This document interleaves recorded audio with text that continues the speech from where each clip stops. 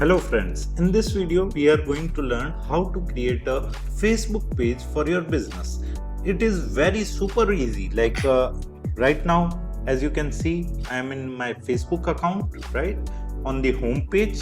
Now I need to go to the pages. I have clicked on pages option in the left menu. Now I need to click on create page. Now it is asking me whether you want to create a public page or you want to upgrade your existing profile. Like we can also convert our Facebook account into the Facebook page, but right now I'm going to click on public page because I want to create Facebook page for my business. So I have selected it and now I will click on next. Get started. Okay, it is asking me about the page name. So my page name is like Digital Bikana 3.0.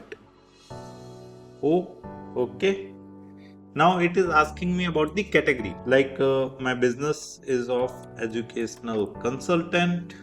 Okay. Here I can add bio of my business and then I will simply click on create page. Okay, now it is asking me about the contact details. Like I can enter the website URL, I can enter the phone number, email address, and the address, location, postcode, and the working hours, right?